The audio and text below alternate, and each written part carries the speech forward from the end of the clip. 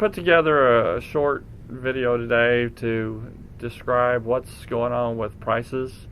The marketing year average price that gets used in all the farm programs, as I've said over a period of time, is something that is established by survey data for each monthly price, and uses weights of how much was actually marketed that month to weight that monthly price for the year, and then come up with an annual average.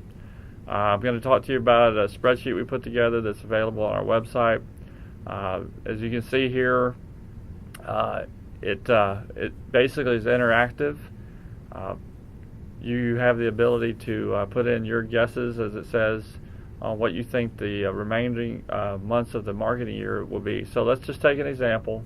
On the very top line is rice, and there's a monthly weight in that blue shaded area.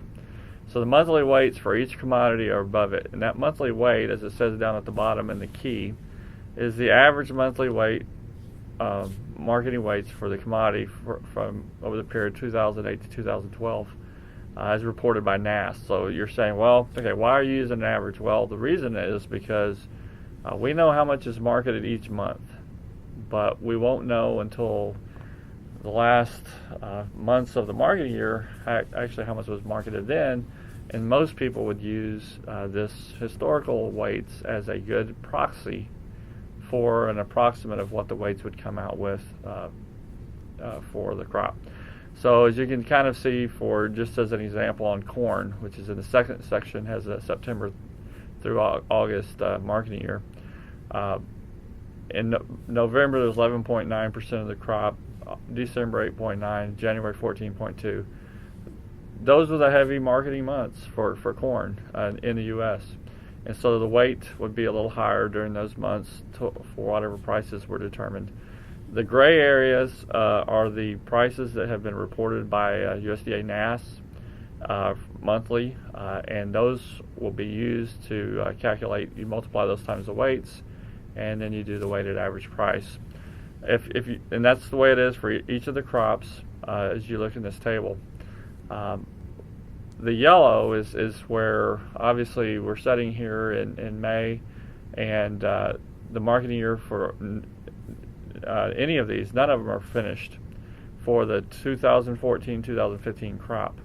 As you can see, and at the bottom of the section there's wheat, for example, has 2 more months to be reported so that we can get the final data.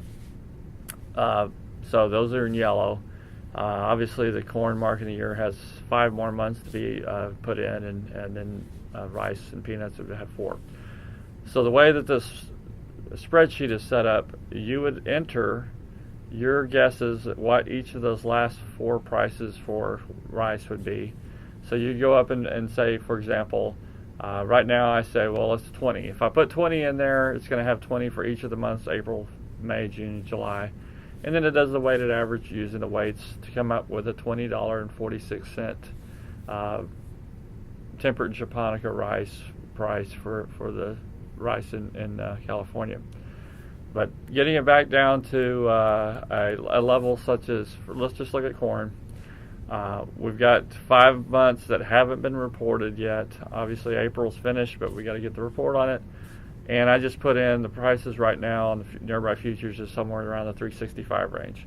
So it's using 365 for the last 5 months of the marketing year and calculating that the marketing year average price would be 367. So if a producer had signed up for the price loss coverage program and the reference price is 370, obviously there would be a small payment for corn if this price path worked out.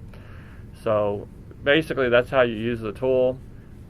The estimated market prices, I can tell you that, if you wanted to look at what's the chances that I might or might not get a payment through the farm program, you could use this, plug in some alternative prices in the yellow.